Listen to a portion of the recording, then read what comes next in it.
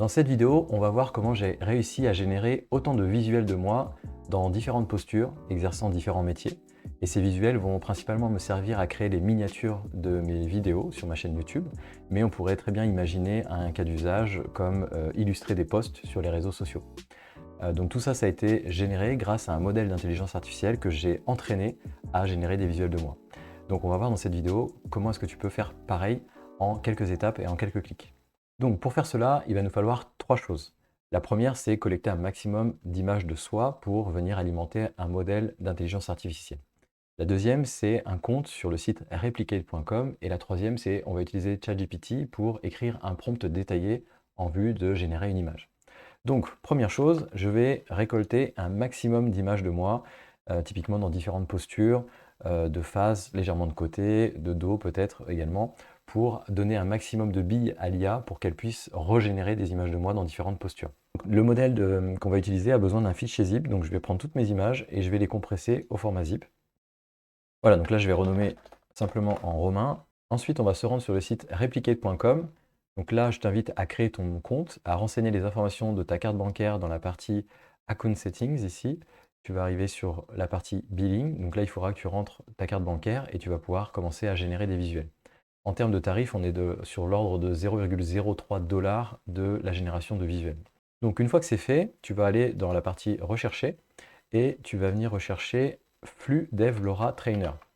Donc là, quand tu vas avoir fait cette recherche ici, tu vas avoir plusieurs résultats et il va falloir aller sur le modèle qui est le suivant, Ostris Flux Dev LoRa Trainer.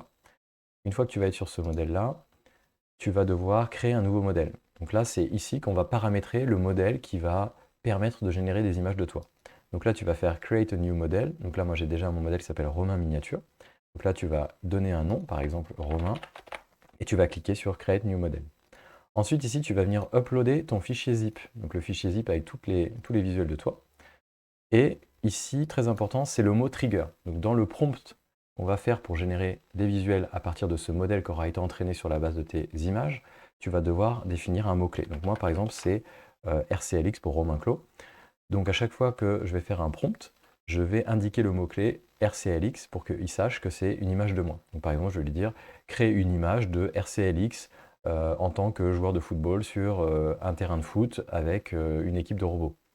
Donc c'est l'exemple qu'on va prendre dans cette vidéo. Donc je vais bien indiquer le mot-clé trigger à chaque fois. Et après, tu laisses tous les autres paramètres tels quels et tu fais Create Training.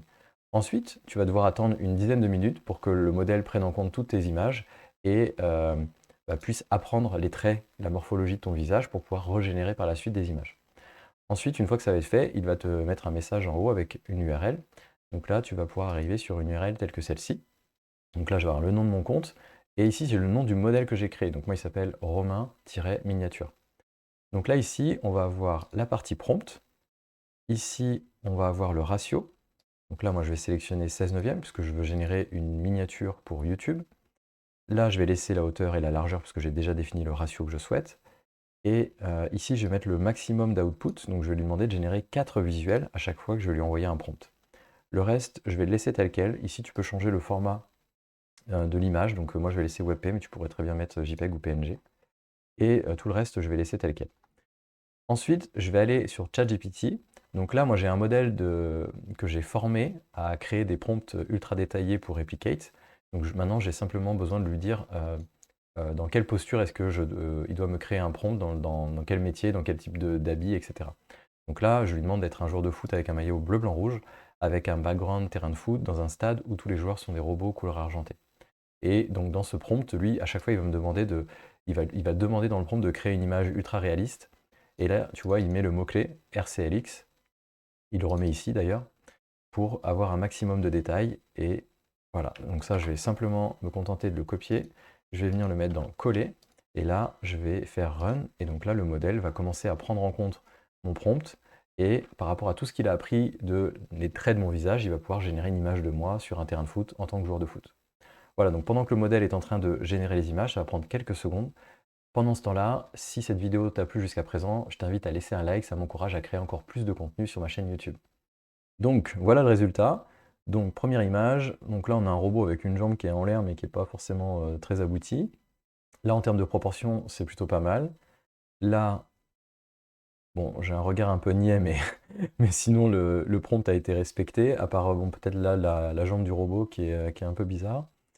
Ici, c'est pas mal du tout. Donc là, cette image, moi, je vais la conserver, je vais cliquer dessus, même si elle me ressemble un peu moins. Voilà, donc là, j'ai cliqué dessus et il a été enregistré. Et celle-ci est pas mal du tout. Alors là, tu noteras que RCLX, vu que c'est le mot-clé qui est trigger dans le prompt, lui, il estime que bah, c'est un mot qui est important et il le met sur le maillot. Donc là, je pourrais améliorer le prompt en lui disant, sur le maillot, je veux le logo Nike, je veux l'écusson du club de foot et je ne veux pas d'autre écriture. Ou alors, je veux une écriture et préciser l'écriture que je souhaite. Ou par exemple, ça pourrait être, je veux la pub de tel sponsor sur le maillot. Voilà pour ce tuto avec Replicate. Maintenant, dis-moi dans les commentaires quel usage vas-tu faire de ces images générées avec l'IA et je te dis à très vite pour une nouvelle vidéo.